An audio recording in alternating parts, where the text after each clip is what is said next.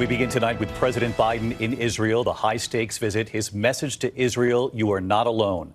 But his warning to Israel, too. The president tonight on Air Force One coming home, saying he was, quote, very blunt with the Israelis about any potential ground offensive and where this goes from here. And he warned of mistakes made by the U.S. after 9/11.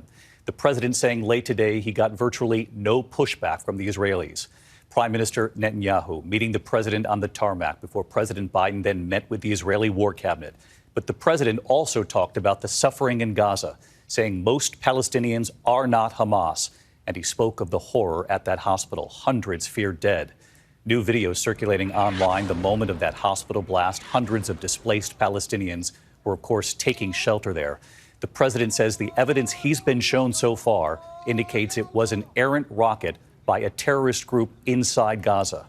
The badly damaged area of the hospital burned vehicles, but military experts tonight say so far no significant structural damage that would be consistent with an airstrike from Israel. But many across the region do not believe that. Anger growing tonight, the alarming scene outside the U.S. Embassy in Beirut, Lebanon, condemning Israel, condemning the U.S. as well. We will take you to Beirut tonight. There's also news this evening on aid to the Palestinian civilians caught in this. Tonight, after his meetings and calls with other leaders, President Biden now saying that Israel and Egypt's President Sisi have agreed to allow aid to cross into Gaza through Egypt. So tonight, when does this aid get there and what really happened at that hospital? Ian Panel standing by to break down what we know so far. But we begin tonight with our chief global affairs correspondent, Martha Raddatz, leading us off from Tel Aviv. Tonight, while air raid sirens reverberate across Israel, President Biden's message remains clear and steadfast. I come to Israel with a single message. You're not alone. You are not alone. The president arriving in Israel just hours after that deadly hospital explosion in Gaza that killed hundreds. Authorities there blaming the explosion on an Israeli airstrike, but Israel providing what it says was proof it was a misfired rocket from Palestinian Islamic Jihad. And President Biden agreed. Based on the information we've seen to date, it appears the result of an errant rocket fired by a terrorist group in Gaza. The president spent more than 8 hours on the ground in Israel, meeting Prime Minister Benjamin Netanyahu and his war cabinet, vowing to ask Congress for an unprecedented aid package to defend Israel and to reinforce its Iron Dome. While the president shared emotional moments with first responders and families, Biden invoking the Holocaust, saying it brought back painful memories. The world watched then, it knew, and the world did nothing. We will not stand by and do nothing again. But as Israel Defense Forces poise for a ground assault in Gaza, Biden's embrace of the Israelis came with a gentle warning. Learn from the mistakes America made after 9/11. Justice must be done. But I caution this while you feel that rage. Don't be consumed by it. After 9/11, we were enraged in the United States.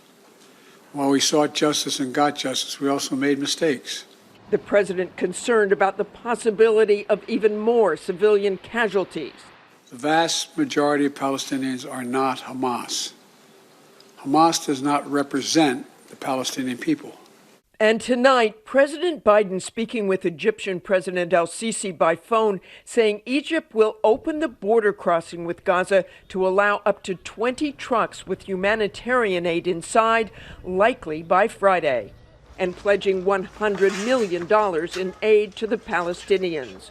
But this was more than a diplomatic mission for Biden.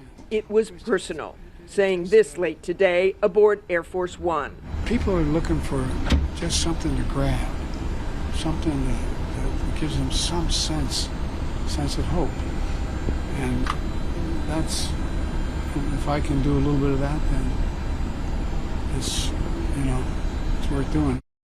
So let's bring in Martha Raddatz with us live again tonight. Martha, President Biden saying to Israel, you are not alone, pledging to help defend Israel. But that warning to Israel as well that you just reported on with any ground invasion here. And you saw that image you just showed on Air Force One. The president, just before we came on tonight, saying he was very blunt with Israel. But of course, also siding with Israel when it comes to this hospital in Gaza, saying it appeared to be a militant rocket that hit the hospital from inside Gaza.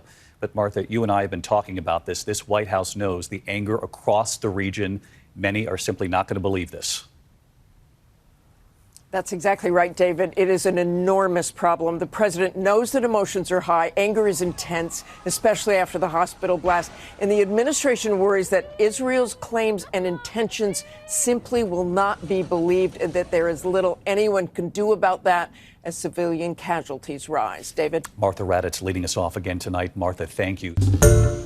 Hi, everyone. George Stephanopoulos here. Thanks for checking out the ABC News YouTube channel. If you'd like to get more videos, show highlights, and watch live event coverage, click on the right over here to subscribe to our channel. And don't forget to download the ABC News app for breaking news alerts. Thanks for watching.